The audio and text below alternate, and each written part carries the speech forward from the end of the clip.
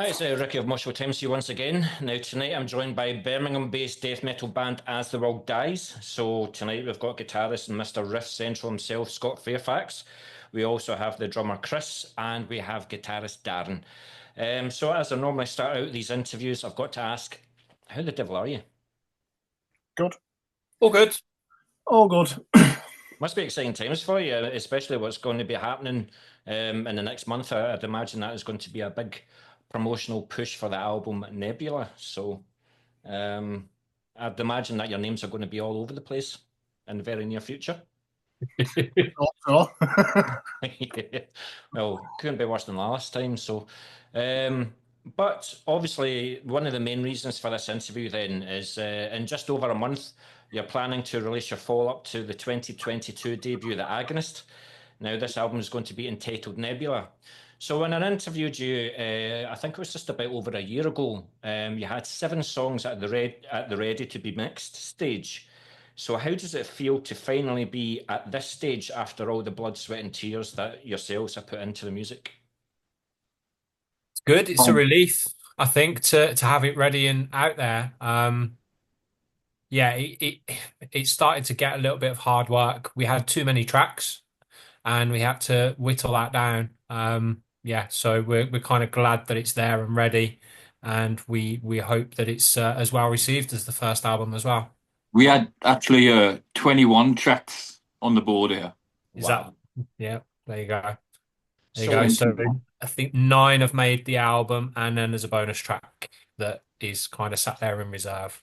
all right then, so you've already written album number 3 then? Nope. If there's ever going to be an album number 3. Yeah, we'll start again. We'll start again. And if there's anything on the board that we nick bits from, then maybe. But no, it's done with now. Well, that's what I was going to ask. You might have an extra 11 songs or whatever like that at various stages. Does that mean that there's also a chance of like a future EP, like maybe 6 to 9 months down the line, you've got those songs pretty much ready? See what happens? Who knows? There's loads. There's loads that are just sat there that some are done, some are half done. Yeah. Some we don't like anymore. Who knows? And should I read this interview? Mr. Bill is arrived on bass. We've actually just finished the interview, Bill, so thank you very much for turning up. It's been a pleasure seeing you. Sorry about that.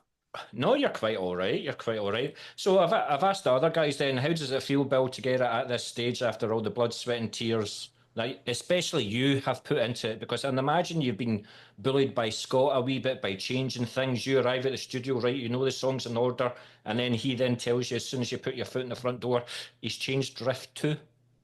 Yep, you got it. Yeah, no, it feels good to get there. Feels good to finally get there. I've just been listening to a few of the tracks on the way down here, and I'm really excited for people to hear it, really. So do you think it puts, the Agonist is obviously a good marker for the sound of the Agonist. Do you feel that this is the sound of As the World Dies that you want? Well, I don't know. We keep pushing towards some. I don't think we're quite there yet. Nah. Yeah. But we are pushing towards something which is very different. It's different for all of us to play as well. So it's evolving. Yeah. And also, because it was like a year ago, and the tracks weren't kind of finalised, Darren, did you contribute like a few melodies? Did you contribute a few riffs, or were the songs pretty much written before you had joined the band? No, the songs are all pretty much written. My contribution was some backing vocals, and I made up some samples for intros to some of the tracks. Two of the tracks, I think it were. Yeah. So that's been about my involvement, but no. It's a bit hard because they've always got to come to my studio to get anything done, and we do live quite far away from each other. That's why Bill was late today. 2-hour drive down here. So it is a case of I get pretty much all of it done, but Bill's come over and he got all his bass lines done, and Daz come over and done some backing vocals and made some intros for a couple of the songs. So we're all, everyone's contributed this time. It was a bit different to the first one where it was sort of 99% done. It was probably 80 to 90% done this time, but everybody did their part. So on the first album, Bill, I think you did some, but this time Yeah. round you've done all of the tracks bar one riff that he couldn't quite get his head around, and still can't. Did it Um, involve playing a 5-string bass or something like that? That's what confused them. It Far needs too about many 17 strings to play this one riff. Yeah. Yeah. No, it was nice for everybody to contribute this time. I think that was what was missing from the first one, and that's what's making the sound evolve, and it's what's making the band evolve is having that involvement from everybody. Yeah. And all the extra songs, Darren, were they again pretty much written? And when it came to recording, the final 9 were chosen, or the extra tracks? Did you have more involvement in them as well? No, like I said, all the guitar parts for everything were written and recorded, so it was just backing vocals and no samples. He's a busy man, that Mr. Fairfax. He looks fucking sad about that, doesn't he, Darren? I'll do mine in the next one. Yeah. Yeah. Well, we'll see what happens, mate. See what happens when you bring some riffs to the table. But that's also what I was going to say.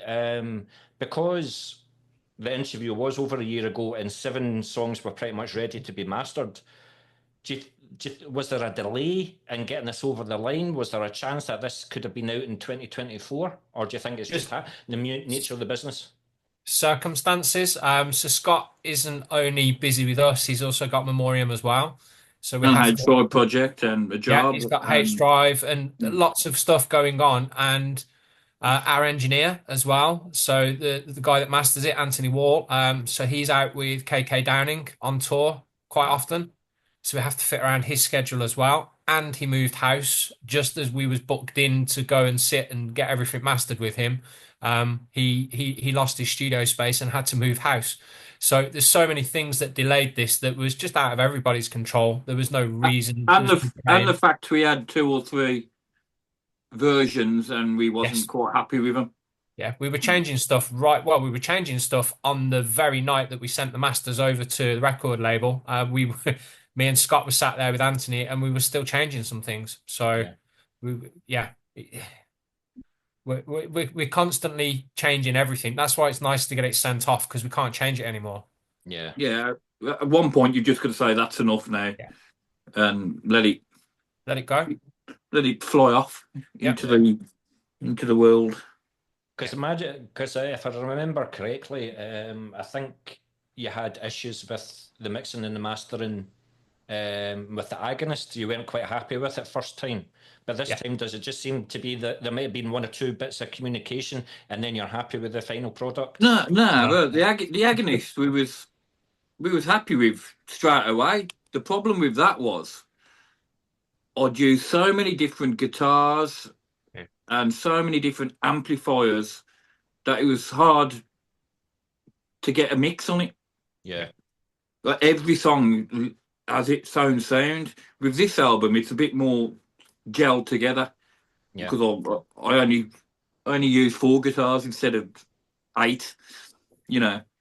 But the first album took, I don't know how long was it, Chris, that was writing that? Years and years. Years and years. So some of the songs on there were 11 years old. Wow. We've only got 1 this time, which is actually 11 years track old. 2, nearly. Which is track 2, track 2, consumed. But all of it's pretty brand new, fresh. Yeah. A couple of old bits of riffs in there, but the majority of the whole track is brand new. Yeah. So it feels brand new to us. I think we got annoyed with the Agonist because we'd been playing around with some of it for so long. Yeah. Whereas this time, a lot of the riffs were fresh.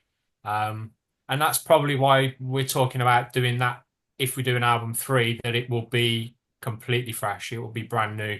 We might nick the odd riff here and there, but it'll be completely restructured. That'll be the difference. Going to be imagine Mr. Fairfax has got a bank of riffs already on his computer. He's got so many hard drives with his computer and stuff like that full of materials. And he's always messing with it as well. So he might find a riff that he's done 7-8 years ago and go, oh, I like elements of that, and then change it. So yeah, there's so many bits like that come through because he's just constantly thinking and constantly writing, and he's the sort of guy that once it's in his head, he will run upstairs and immediately record it. And yeah, so there's plenty to go off.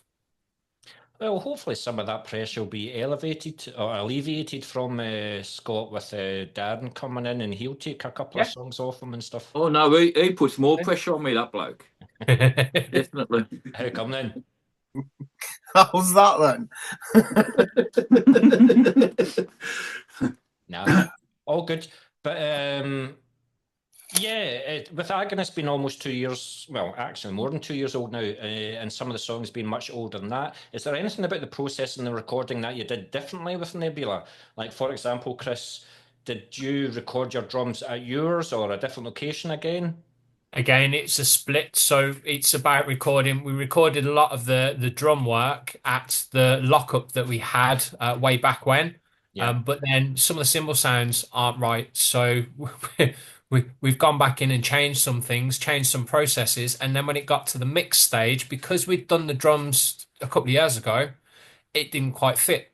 So Yeah. then you're going back in and changing things, and you can digitally change things as well to a level. So a lot of the drums are written rehearsals, but then I actually go to Riff Central and then program them over the top as well. So we've got various different layers to it. But actually, we ended up stripping back some of the layers because it just didn't sound right. Yeah. And the last thing, there's an electronic piece on one that's done on an electronic kit. But when we got it to the master stage, it didn't sound right. So what Okay. we had to do is go back in, reprogram it, rewrite it, and redo it. And that was we was literally doing that the night that we sent it. So right up to the last stage with one 30-second electronic drum piece. Wow. Was it yourself that you just weren't happy with it, the rest of the guys were, or was it a collective that, nah, this isn't working? So we actually wrote it about 2 years ago, Scott, and the electronic drums that we used on it at the time, we were happy with.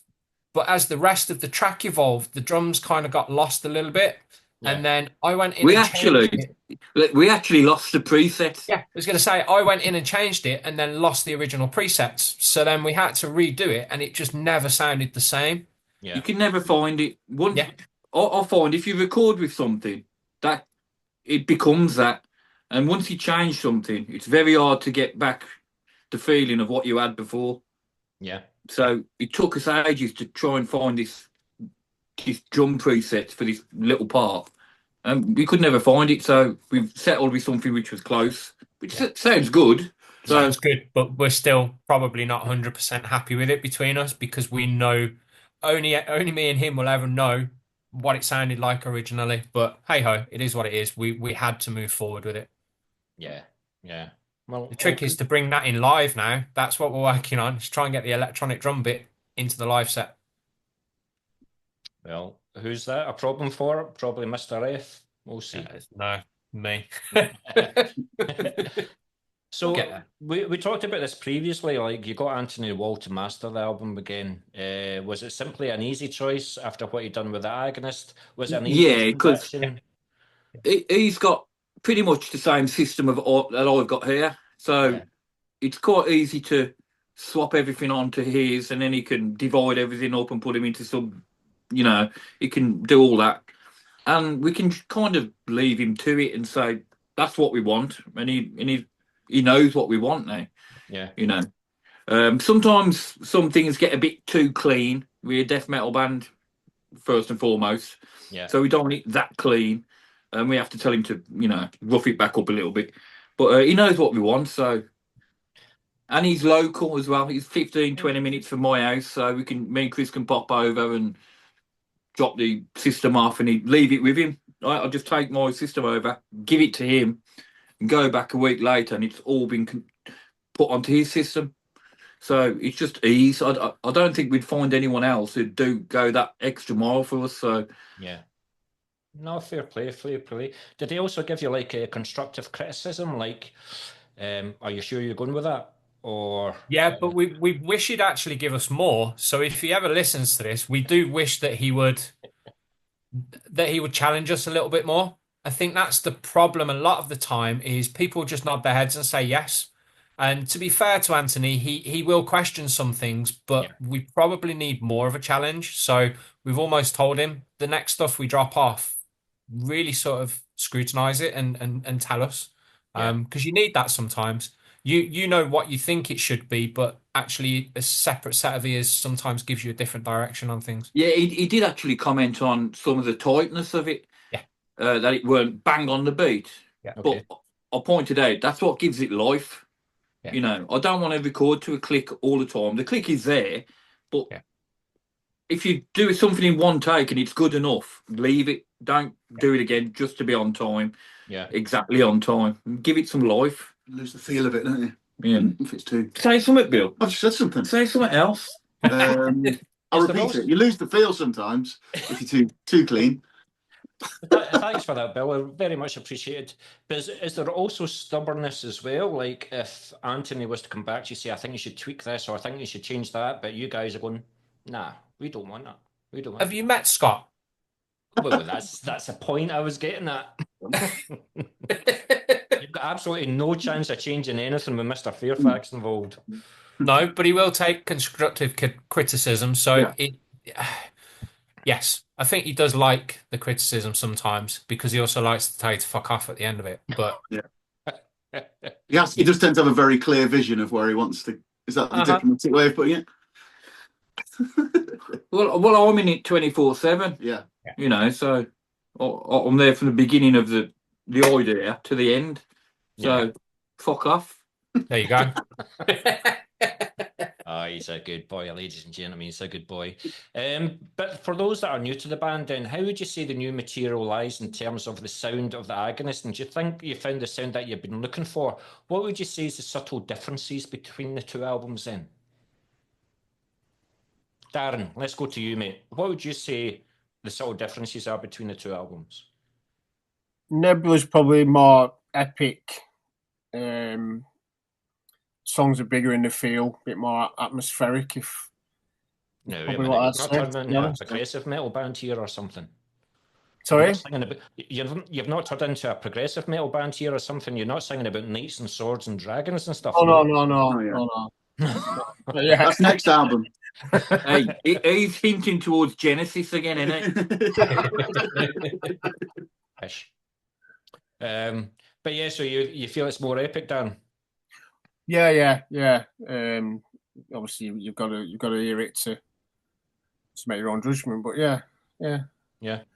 What about you? What about yourself, Bill? Like, what do you see as the difference? I'd say the same. It just is a lot more. There's a lot more involved in it. A lot more epic, bigger sounding. Yeah. It's pretty cool. I've actually tried to make it sound more epic using less instruments. So there's actually less layers of things. There's less layers of guitars. Half the time there's just two left and right guitar instead of on the first album. Sometimes there were six. Yeah. All doing different things. But I found out you can't do that live. Absolutely. So we can. It is stripped back. It is stripped back, and there's more emphasis on the individual instruments at any given time. Whereas with Agonist, I think there's lots of different layers to it. Yeah. Whereas this time round, we've tried to let each instrument breathe a little bit. And as Scott said, by having two guitars, but having the guitars stand at the forefront, that gives them the space that they need. Whereas on Agonist, we probably layered more over because we didn't feel it was deep enough. I think we've actually found the depth within the individual instruments this time round, if that makes sense. Yeah. And to us, it's now come across as more epic because there is a broader sound to the whole thing. And the big difference for me is Agonist was lots of different individual tracks. I think this time round, it feels more of an album. And because of that, the sound has almost evolved within itself because of that writing process. Yeah. It goes on a different journey. The first album was stop and starty in my eyes. Yeah. But it did go on a journey through the ages, if anything, because we had brand new songs and 11-year-old songs and then a brand new one. But this time, there's only one 11-year-old song and the rest are new. So they all match together a bit more. So, more of an album in my eyes. Yeah. So the 11-year-old song, was that fully complete? And you just thought, do you know something, that's good enough for this album? So No, we've wanted to do it for ages, but we've never had chance to do it, get it actually down. Yeah. because it's quite a It's- tricky technical. track, really. And it probably would have made it onto Agonist, Yeah. but it just felt too technical for Okay. Agonist. Because again, it's exactly what we've just spoken about. There's probably less instrumentation on there because the guitar and the bass are actually doing the work. The drums aren't necessarily following the guitar and bass as well. So it just didn't feel right for Agonist. We Yeah. kind of shelved it for Agonist, but then we just still love playing it. So we kept messing around with it in rehearsals, and we just brought it on board and gone, it probably doesn't 100% fit Nebula, but it fits the band, and it's one that we want to probably get into the live set at some point. So that kind of made the decision to get it on Nebula, get it out there, and then it will evolve with the band. Yeah. And actually draw a line through it. It's out there Done. now. Done. You know, 11, 12 years it's been knocking around. Let's just. And I've done that with Memoriam. I've got tracks that are that old, and I've never Yeah. recorded them. And then Yeah. all of a sudden they appear on a new album. Yeah. And that's just how it is. Yeah. So that basically means then everything after Nebula will be brand new. So Not necessarily, but the well, you majority might- will. Yeah. Yeah. Yeah. You might Well, have they're all new to the listener. They might not be new to us. Yeah. So He's so cheeky, isn't he? So then, on Agonist, you had guest appearances from legends of the death metal scene, so namely Cam Lee, Carl Willits, Dave Ingram, Gustav Jord. Is this something that you'll continue to do, or you continued to do with Nebula then? No, not to the extent, not at all. There's only one other guest vocalist, isn't there? yeah, genetic. Janek. Yeah. Yeah, no, I think Jay had sort of found his voice by that point, hadn't he? And We wanted to keep it more in the Yeah. band. Because Yeah. I've got Bill, we got Bill doing backing vocals, we've got Daz doing backing vocals. We do a little bit, not as much as I did on the first album, but keep it in the band. We've got Don't run off. two friends as well. We've got two friends of the band who are both on there. So we've got Dave Bailey, who's been around since me and Scott were very young teenagers. So he's on there. He's And doing a spoken word part, yeah. yes. We've also got Andy, Andy. as well. Andy Clark, yeah. Andy Clark, Esquire. Oh, from Who- the crawling. From the crawling. No. Oh, it's Andy a Clark, Andy Clark, Esquire yeah. is from the plumbing. Yeah. Yeah, he's Got the the drumming, yeah. Memoriam tour bus driver, stage crew, All right. and he's Okay. a good friend of all ours. So we got him doing a bit of a spoken word part on it as well, just to get people involved. It's as I said, it's a friendship thing. Yeah. You got to get your friends involved. I didn't want to name drop as much. I wanted to live on its own merits instead of song featuring Ding Dong and fucking Jimmy Swoo and whatever. You do our own thing. Yeah. Who's Jimmy Swoo? Who is Jimmy Swear? I don't Next know. album, he's on the Gotta get next him for album. the third album, yeah. Yeah.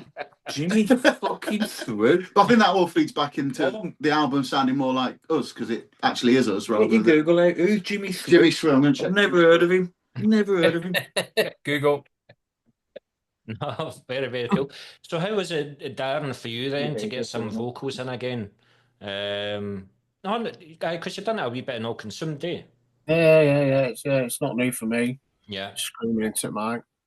So yeah, it was good to do something that was involved. I Yeah. was involved in that next step. So I know that you're not going to be like the next despised icon or something like that with Jay. Like he'll sing a line, then you'll sing a line, and he'll sing a line and stuff like that. But it must be the best. It's brilliant for the gig goer, like when they see more than one vocalist. It just adds so much variety to a song, and it's just more eye-catching for me. Just seeing two people. The best thing that I saw live was Niall with 3 vocalists, and it's just incredible stuff. Incredible Right, stuff. See, Bill? yeah, Bill. Yeah, come on, all right, Bill. all right. Bill? Hear that, Bill? I'm a reluctant backing vocalist, shall we say? So when you say reluctant, are you only on the one song then? No. No, I'm not. Two or three, innit? Yeah, something like that. Yeah. Yeah. Yeah, bits and bobs just Yeah. to emphasise that part. I- What you are, the main guys are in the intro to the whole album. So I'll put you up in the mix the most. Because you're Bill Richmond. Bill Richmond, isn't it? And you supplied me a tent for me van. So who are your vocal influences, Bill? Max Cavalera. Fair play. Just yeah. What I'm the not fuck sure- can I'm you not do saying I some sound like him. Cavalera vocals then? Yeah, well, yeah. I'm not saying I sound like him, but that's my influence. When I hear the Vince Neil vocals, then I know exactly who sang. No, them. it's not Vince Neil vocals. No. I think they're slightly more in tune than that. Phil Collins. So obviously I know the answer to this with the previous interviews and things like that, but it's worth asking again. So how are the songs constructed in the studio? So when it's constructing new material with the band members having their own personal taste in music, how would you say you keep it all together, for example, when negotiating, like what stays in a song and what goes out of a song? What feels right? Simple as that. Is So there you like play a a riff. vote though? Like say for example, Darren brings a riff. Have 3 of the 5 guys got to go, yep, it's in, or No, it's we all either know or we don't. You play through it. So we've just reconstructed our set, and whilst we was doing that, we've actually started writing a new track, and it is a simple case of we play a riff. So Darren will start a riff, or Scott will start a riff, or Bill, and we'll start getting going with it, and we might jam for 10, 15, 20 minutes. yeah, And what we actually have is we have Jay recording it. Sometimes. Yeah, we'll just Work it through. sometimes, but we'll jam through stuff and we'll just get a feel for stuff, and then the next week we'll kind of look back at it and go, oh yeah, that bit really works. So it is that complete collaboration of all of us just jamming along to something. yeah, And Scott might change the riff halfway through because it doesn't feel, or Darren might put his touch on it, and then it feels right, and then you're playing through that 4 times, 8 times, and you go, yeah, that would really work. Then what we do is extract some of those bits, and then you start to construct a track. So yeah, that's kind of the way we're working at the moment. yeah. He has to pass the nodding and metal grimace face test. It's what feels right. It's what feels right, and it's what we like to listen to, and hopefully other people like the end result of that.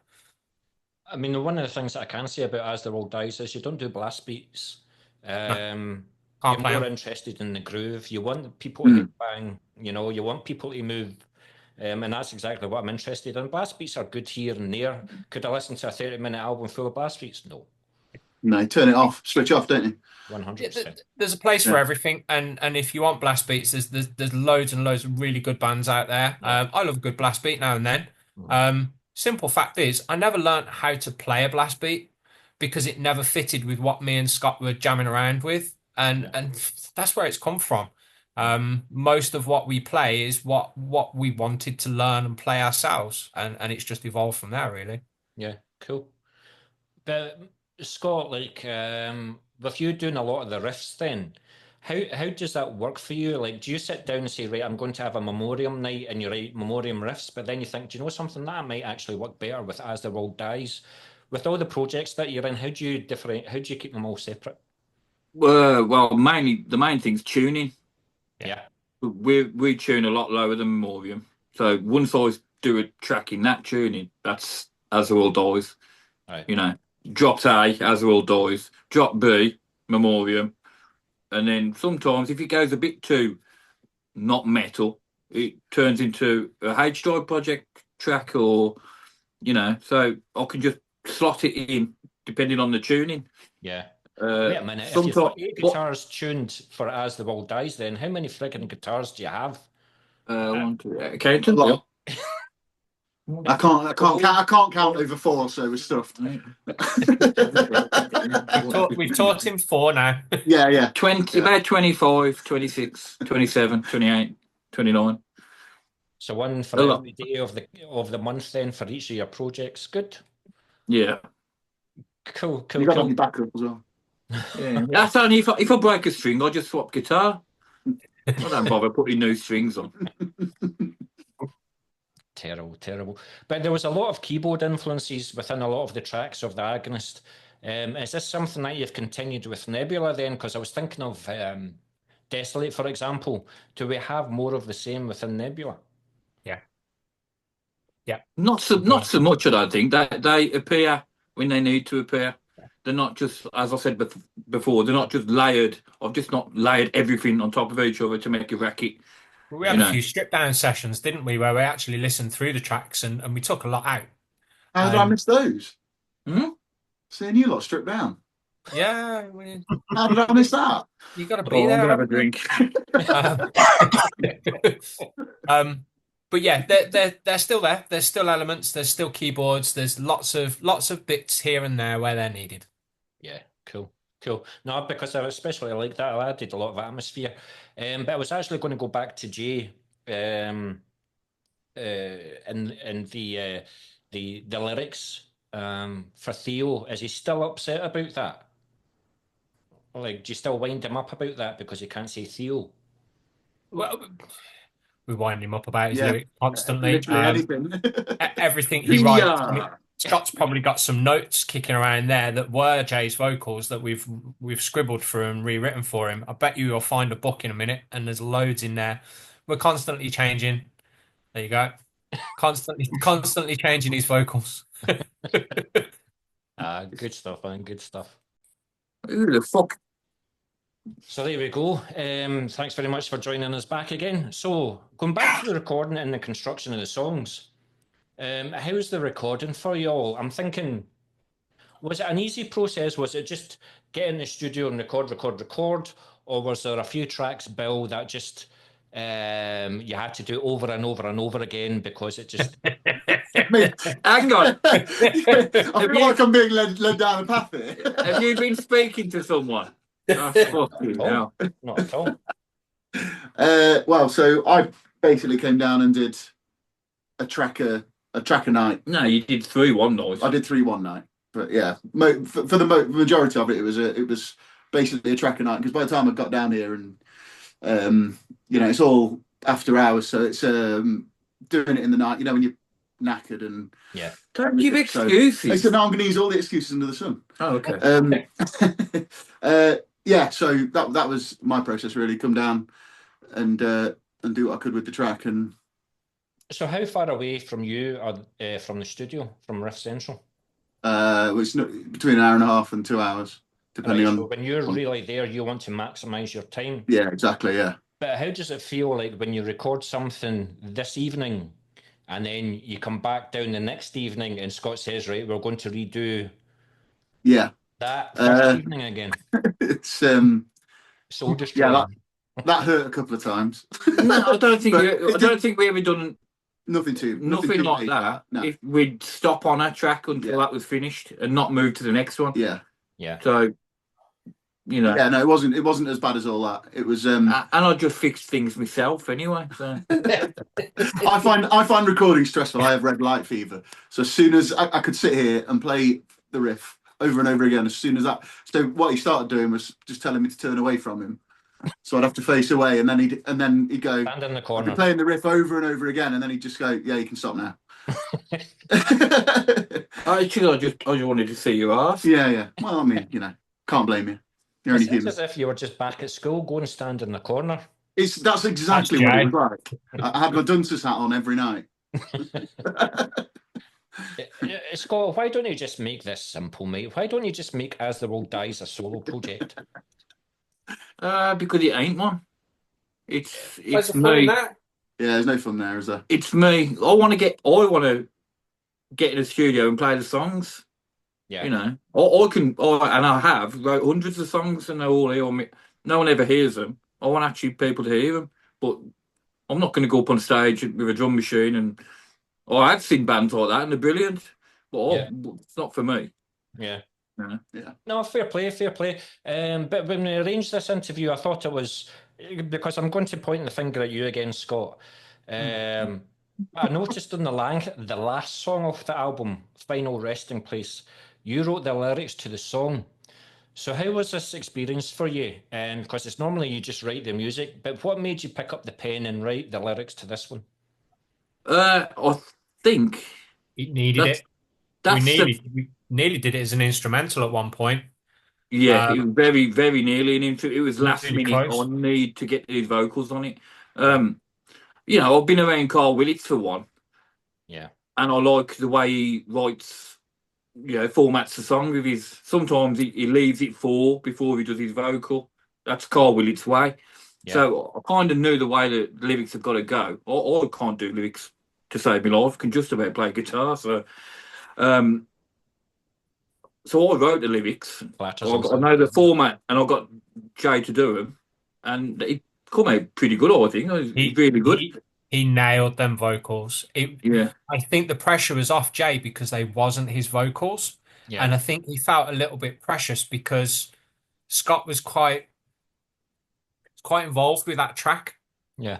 And because he'd also done the lyrics to it, when Jay recorded it, he kind of over delivered in a way that it's probably the quickest one he recorded, wasn't it? He Yeah. just come in and just fucking nailed it, and it was like, wow, okay, and it was beyond what we thought he was going to do with it, which was really nice. It's the last track on the album, and it's there because it was kind of the last track we was involved with. Yeah. And it just fitted, and even the lyrical content sort of sums up the rest of the album. It all just fits. Well, that's what I was going to say. I know it's not like a concept album, but did you feel that the 8th song didn't finish the story, so you felt that you needed to add some lyrics to it? You said it was going to be an instrumental, no? No, it was almost fluke. So it was an instrumental in a sense that the track was done and it was written, but as we got all the other tracks done, it just kind of worked its way to the end because it was the only one that had no vocals on. And we were almost happy with just going, yeah, that's it. We want it as an instrumental. An outro. We want that to finish the album. But then it just felt slightly unfinished then. And that's how it evolved into Scott wrote the lyrics. We got Jay round, one session, nailed it, and it just went, that's it, boys. The album's done. Let's get it sent. With Jay, you have to pretty much get it first or second take, because when he's in the studio, he really pushes his voice, and he kills himself, and then he's got no voice then, you know. So you've got to get him early. He can't do it for hours and hours on end, obviously, because it's a fucking racket, whatever.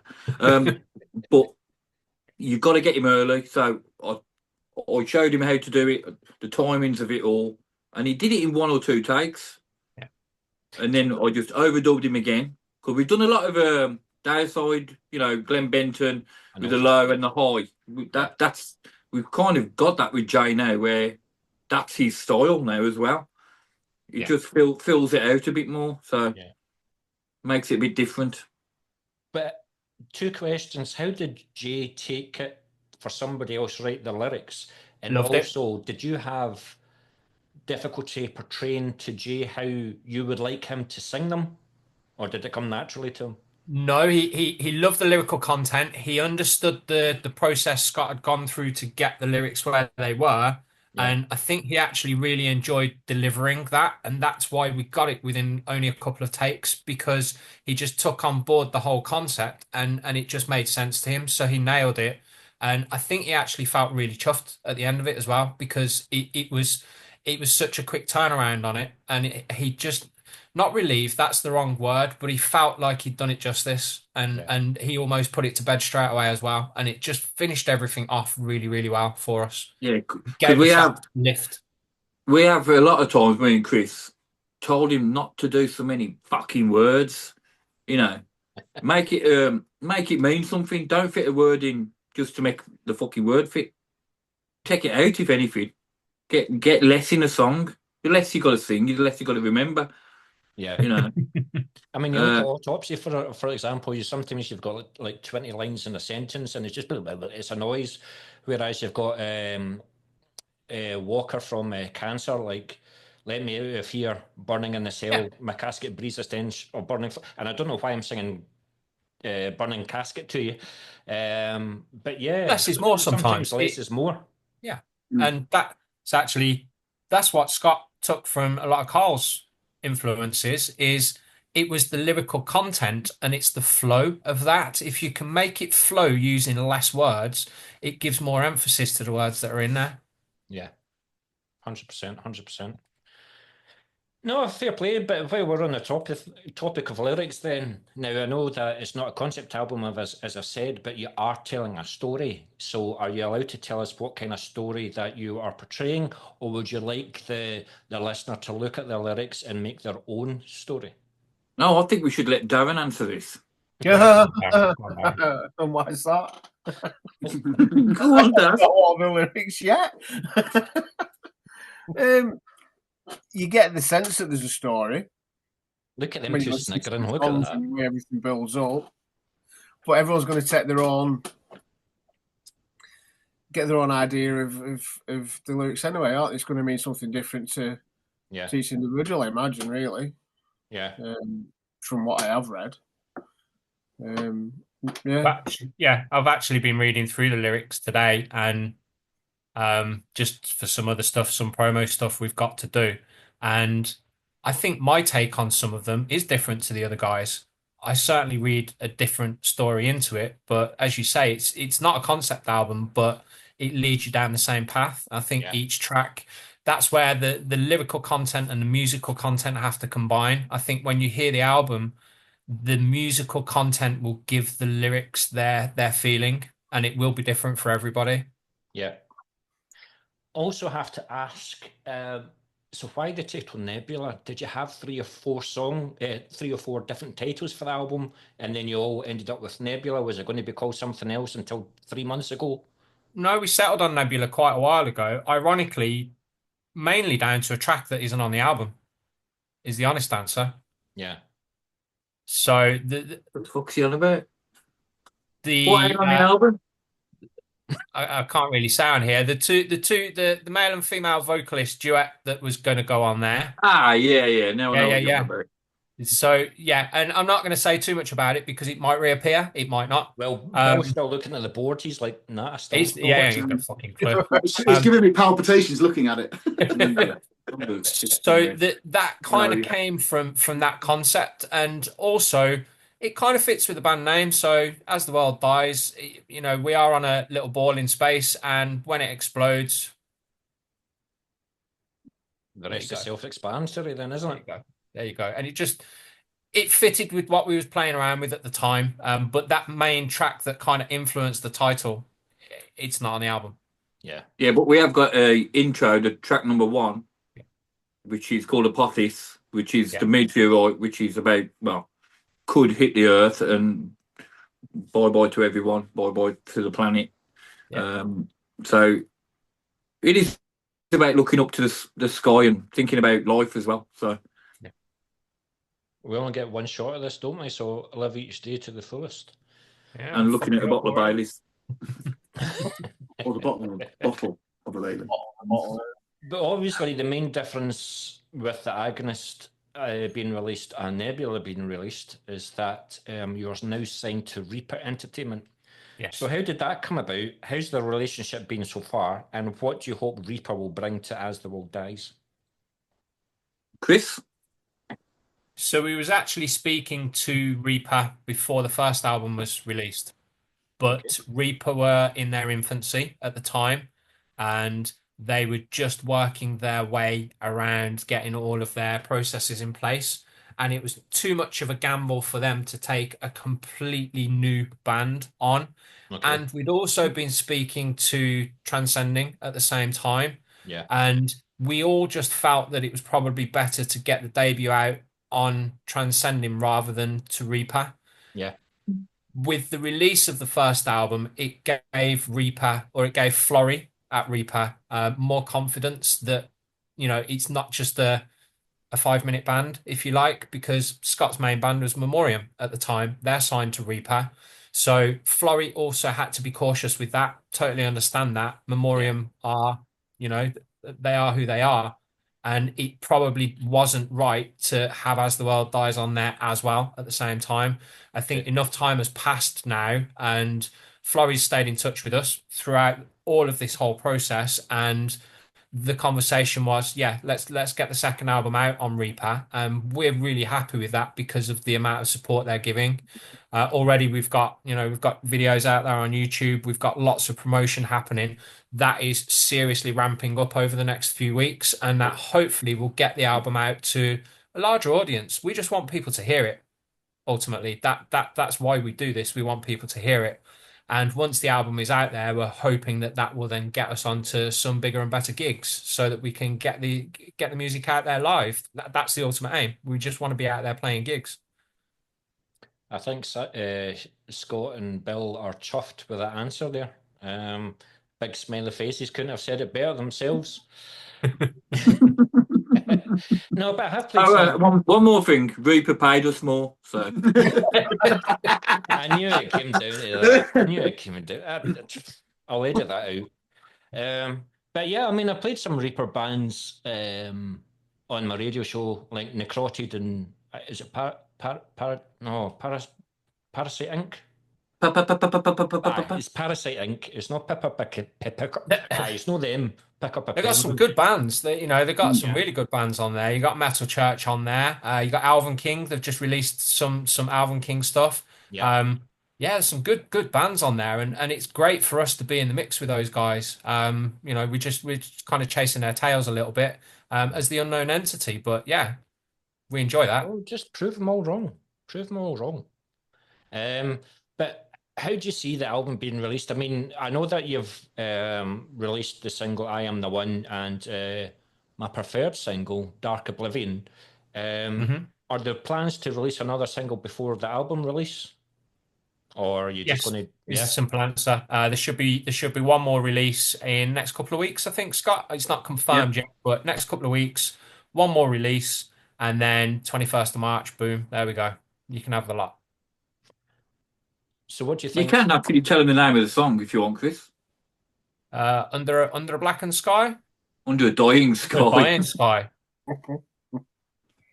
I would get rid of him. I've been That's reading how long all it's the been lyrics. since we recorded the album. Yeah.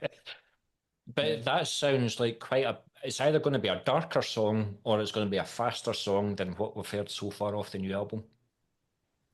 Tempo wise, more consistent.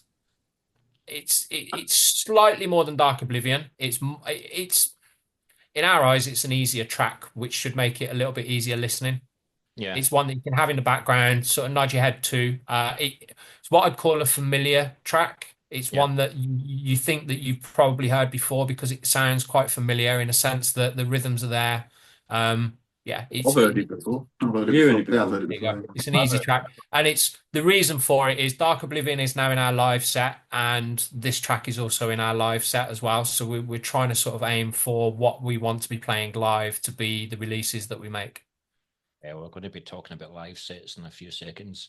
Okay. But so it was a lyric video for Dark Oblivion. Do you see like another video? So this next single is going to be a video. Is it just going to be a single? No, same process. So another lyric video, just to get some familiarity for people. I think they can see the lyrics there. They can kind of understand the concept a little bit more. So same process. It's really good promotion. We got an impressive amount of views of Dark Oblivion. We were really impressed. We hope that we can get a few more for the next one, and then that will lead people hopefully to the pre-sale, because the album is on pre-sale. And we're just trying to get those numbers up a little bit, just so the record company have got the confidence in us. 100%. And Scott, stop trying to portray that you've got a soft side. But yes, so I've had the pleasure of witnessing you last November at Rabid Fest down in October then. So what do you have in store on the live front that you're allowed to say? And do you see yourselves like going further afield in the UK this time? We hope so. We hope it's further afield than the UK, to be honest. We need to get ourselves over to Europe. We know that. It's just difficult out there at the moment. The gigging scene is difficult in itself. And I think the UK is flooded with a lot of really good bands at the moment. Yeah. And everybody's fighting for those slots, aren't they? Yes. It makes it difficult. So we're very appreciative to the likes of Rabid Fest that give us a go. But we need more help and support. We need more of the the festivals really to give us a slot, get us on there. We're not expensive. We're not arseholes, I don't think. We just want to be there. We want to play in front of the crowds. Hopefully we can get some support slots as well around the UK. There's a couple of discussions going on with a few bands. Who knows? Who knows? We're What's available. that Darren fucking laughing I at? don't know. What is Darren laughing at? You I think two. Darren's laughing because Keep you going nodded away your with head each at a other. certain comment, Mr. Fairfax. But yeah, I mean, definitely witnessing you live at Rabid Fest, that's where it's best. For me, that's where As the World Dies shines more. Thank you. So I was very impressed, especially with Jay as well. He's a front man and a half, by the way. Absolutely. It's just Mr. Fairfax that was the one that was making the mistakes that day. But it's funny how he's Darren left bailed the him out. It's interview all at this good. point. Funny how he's left the interview at this point. Yeah. But now we're pretty much, I've only got like a couple of questions for you left. But now that you're going to have like 2 albums out, you are going to be playing sets maybe 40 minutes long and things like that. But I'm going to ask each and every single one of you, what's the song off the set list that you're looking forward to be playing the most and why? So, It's 2 for me. well, Darren, I'll give you a wee second to think. But Mr. Richmond, It's I'm called really Bill's enjoying. Track. I'm really enjoying playing God at the minute. I Yeah. enjoy playing that. playing what? When we Playing remember God. the rhythm of it, yeah. God. Yeah. You think that highly of yourself, do you? Very much. Yeah. Why Well, I'm do only you playing. why do you like playing this track then? I don't know. It's got a really good groove to it. I like the bass line. Has it got a There's a solo, break in bass the- solo in it? There's like a break in the middle where there's a really cool bass bit that I really enjoy playing. It's the guitar Yeah, harmony. it's just got a really good groove. Just really like it. Yeah, Nah, cool, man. Yeah. So you think you're the Gene Simmons of death metal? That's fine. a little bit. Yeah. I'm growing my tongue. Just not as tall, Not as tall, no. not with the boots, anyway. Yeah, I'm getting there with the boots, though. yeah. Christ, you stood in dog shit, by the way. So Darren, what's this? Because you've been playing a lot of catch up, but you know all the songs now. So, what's the songs that you might not have had the opportunity to play live, but you're looking forward to playing live? Don't know. Don't really thought about them. Just concentrate on the ones I'm learning to play live. I'd love for Consume to be in the live set, which we were talking about earlier. Talk to him then. Yeah, get Bill on it then. Trying to get me arthritis under control, then we can play it. Yeah, that'd be the one that I'd like to see in the set. Yeah. So why is that? Is it the groove again, or is it? Yeah. Fast as fuck. Well, yeah, there is some fast bits. It's just a good technical song, and it's one of my favourites off the new album. So Knowing your past history, though, I think in the next record, I think you're going to say to Mr. Fairfax, right, we need to speed things up a wee bit here. You can make a new band then, can't you? I can see why you say that. I can see why you would say that. No, speed isn't everything. No, it's not. A lot of the tracks I'm actually as start well. off quite quick in rehearsals, though, don't they? And then you kind of review that. Yeah, I think a lot of the stuff we've done, even the new one that we started in rehearsals, there's a lot of fast stuff in that. Yeah. Well, I mean, you've got to think of Mr. Fairfax here. He's getting older now. He can't do the plectrum as quick as he can now. He's got to take it mid-paced. He'll always be in death. There's no problem with that. It's the other man that's the issues. I mean, Absolutely. Thanks very much for that, Darren. Thanks, Darren. What about yourself, Chris? What's the song that you're looking forward to playing live the most? I really enjoy playing God at the moment. The same reason, it's just got that groove to it. It's got that feel as you're playing it. And it's quite a long track as well, but it just kind of flows. So really look forward to that. And I still love playing Thin Out the Herd, which is one of our oldest track, but Yeah. it's just good fun to play live. 100%, mate. Until you play. 100%. And right, last question. No, okay, Mr. Fairfax. Right, what's the song that you're looking forward to playing most, and why? I always like playing Until You've Bled. Yeah. Always, off the first album. Yeah. It's got that Devin Townsend intro, which is what I like, that type of thing. But it's just really enjoyable to play. And then second one would be Playing God. So it's a bit of a ongoing thing. Theme. Yeah, it's just so different to what we'd normally do. Yeah, you know, it's like the In Memoriam albums always put that odd track. Yeah, and this is the odd track, but it's not that odd. It's just different from the rest, and it just got a real good groove. So, them are my two. do you actually play a guitar solo in it? Fuck that. we did at the last gig right at the start. Yeah. Yeah, there's a drum solo in that. There is a drum solo. Yeah, nearly 3 minutes long. Yeah. At the beginning. No, good stuff, man. Good stuff. No fucking. Listen, I'm not thanks very scared. much for that. I've only got one more question for you.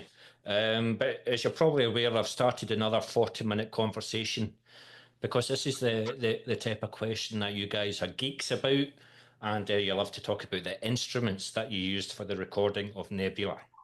So we'll start with the top left. Mr. McGilvery, what guitar setup did you use for the recording? Well, I didn't, did I? Well, okay then. So let's just What say the then. fucking spelling? You're What going type to be of playing question live. is that? I thought you would have contributed something. Is he getting any credits on this recording? Yeah. So he Yeah. played something then? Yeah, He played his voice box. My voice and my composing skills on samples. Right then, Darren. Well, I would have used. Got get another question that fucks up. It's no, I've no fuck. That looks even better, Bill, can I say? Thank you. Darren, so when Yeah. you're playing live then, when you're going to be playing As the World Dies material, then what's your guitar setup, your amps, your pedals, what have you got? Well, Kemper, Profiler, and me Jackson, Randy Rhodes thing, same old. I've had for years. That's me. See, why are things so simple with you? But then when I go to Mr. F, he's got to use 8 guitars, 4 guitars, and stuff like that. Why Oh, can't well, he that's just use one? recording, isn't it? That's when it's recording. So when you Wow. recorded Four. recorded albums in previous bands, then were you? No. Double I'm practice. still one guitar. Yeah. Yeah. No, fair play, man. Fair play. Mr. Richmond, what's your bass setup, mate? What's your make and model?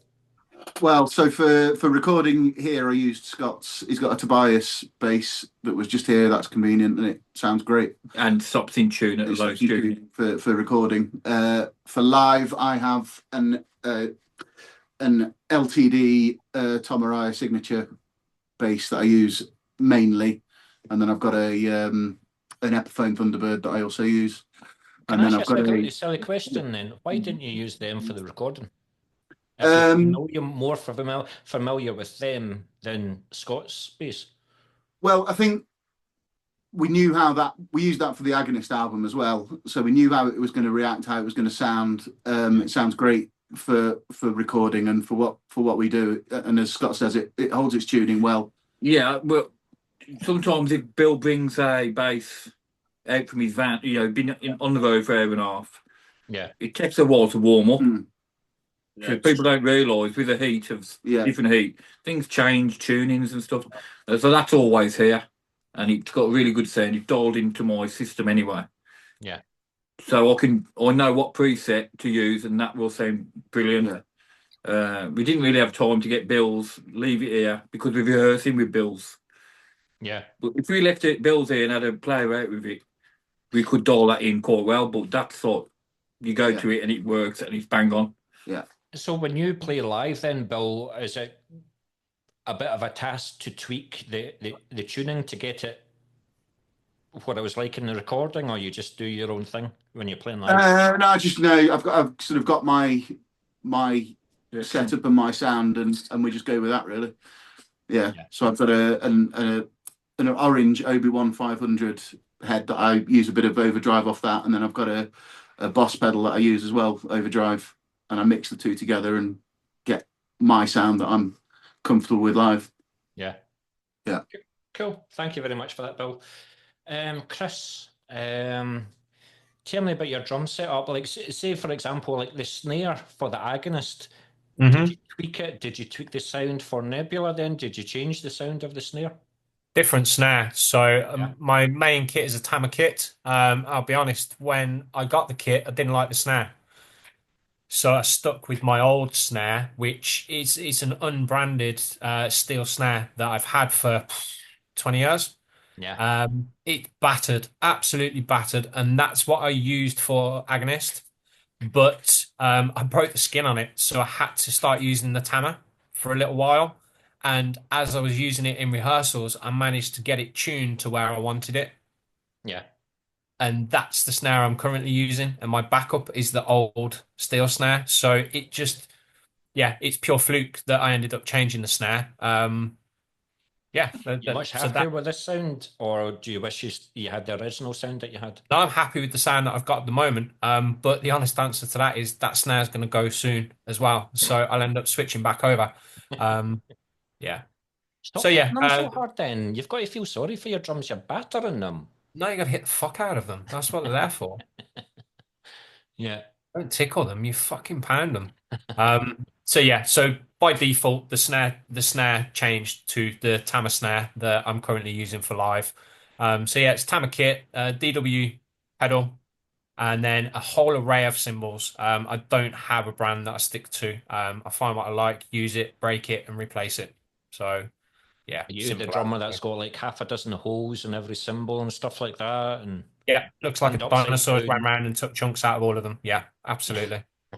Great, right. Cost me a fortune for cymbals, but hey ho. It's only money. Yeah. But listen, guys, it's been an absolute pleasure talking to you. I'm very much looking forward to the release of Nebula. I can just see him down there. Excuse me, have you not forgotten somebody? Right. Okay, well, it's been an absolute pleasure talking to you. I look forward to Nebula. Is it when is it? 31st of March? 21st. 21st of March through Reaper Entertainment. And yeah, get it, ladies and gentlemen. It's going to be an absolute banger. I can feel his stare from here. Right, Mr. Fairfax, go on then. Go on then. What? You don't want to know. Tell him. You're right. I don't want to know, but maybe a listener, one You listener already does. know because you're like a bit of a stalker. You already know I use an angle. Yeah. And I use a Jericho. That's all you need to know. That's it. And neither of them have got grey hair. This, by the way. Yeah. Right, so you've already told me that you've reduced it to 4 guitars. So what are the 4 guitars that you've used for this recording? Oh, on this record, right. Well, I've got the trusty old, plug that, trusty old Ibanez Destroyer. Nice. That's on there. My Jericho's on there. There's a couple with my Jackson Dinky, which I went round South America with Benediction. And there's a couple with a BC got Rich is up on the wall. You can pass that one down. So you're not just a BC Rich enthusiast and only BC Rich. You're not an Ibanez. You're strictly Ibanez. Yeah, they all do different things. Some sound thinner, some sound thicker.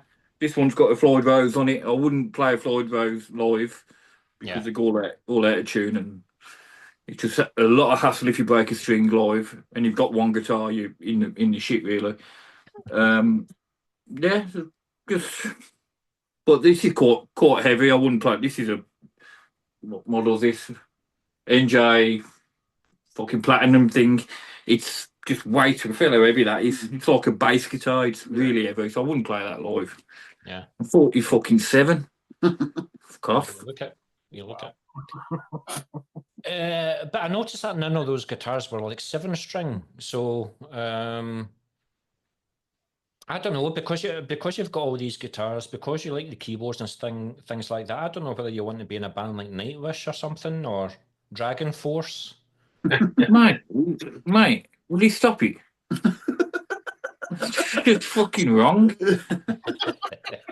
Fucking old school death metal, Birmingham, Nottingham, wherever fucking Das is from. Where is that from? Preston. Preston. Preston. Fuck me. Hey, That's this why is we the can't- place This is now. why we can't understand anything he says. What? That's why we can't understand anything he says, isn't it? Yeah, so yeah, fuck all that. It's quite funny, like people from Preston can't even spell Preston. No idea. Yeah, I forgot to say my surname. Oh, is it?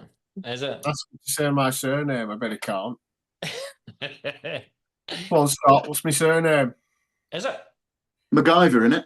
MacGyver. MacGyver. Ah, there you go. Big D. That's what we call you. Big D. Yeah. We shall leave that open to interpretation, shall we? But listen, guys, as always, it's an absolute pleasure talking to you. There's only one thing that's left to say. Where can we get the pre-order form? Where will we find out about All As the World Dies? Tell us where to find you. So where can we pre-order the album from? So you All can go major through. stockists. Yeah, go on, Baron. You probably know better than I do. Well, there's direct from Reaper, HMV, Amazon, EMP. I think Napalm. I think Napalm. I think Napalm. Yeah. Yeah. For the UK, I think it's there's two that is better to order from for delivery costs, isn't there? HMV and Amazon. Yeah, and EMP as well. I think it was a bit dear on EMP, but yeah. Okay. Silly But question. Can people Hit order the the Facebook album page. direct from yourselves? Not yet. Not yet. Not yet. I see when Well, everybody looked at me, I thought everybody had froze. I was like, is my camera still working? For the first album, yes. For the first album, if anyone wants to get hold of that, you can just message us on our Facebook page. So yes, we have got hard copies of that. I think we've got both CD and vinyl of the first that's one. exactly what I was going to ask. What versions of the album can we get? Yeah. So for Nebula, it's not confirmed yet. So obviously CD. It's not confirmed how many different variants. I think there's definitely 2 variants. There's 2 vinyl. There's Yeah, 2 two vinyl. marble and splatter. Nice. Yeah. And CD. And then the CD, and then whatever else Reaper come up with, because they're always coming up with weird and wonderful different things. Well, I hope it goes down really, really well for you guys. I wish you all the best. Like I said, seeing you live, it was a different kettle of fish. You've obviously got the album version of the Agonist and Nebula, but seeing you play new songs correctly, apart from Mr. Fairfax, and seeing Jay live, for example, like Jay's a wee bit of a secret assassin, because the last 2 times I've interviewed you guys, he's not been on, but seeing him on the live front, he's a different human being. He's a cracking front man. Yeah. So, like I say, it's been an absolute pleasure. Please check it out, ladies and gentlemen. I will play you on my radio station numerous times. Thank you. I would get a member of the band on to have to co-host a session with me, but we are not playing Genesis. I don't know why I'm not coming on then. Well, it's me fine. You know what I mean? It's me fine. I can I'll go on rely someone other else's guys to show, bring me which some is better. old school death metal. Fucking. But yes, as I said, absolute pleasure talking to you guys, and I wish you all the best for the new album, Nebula. It's been a pleasure for you. It always is talking to you. Cheers, guys. Cheers. Cheers, mate. Thank you very much.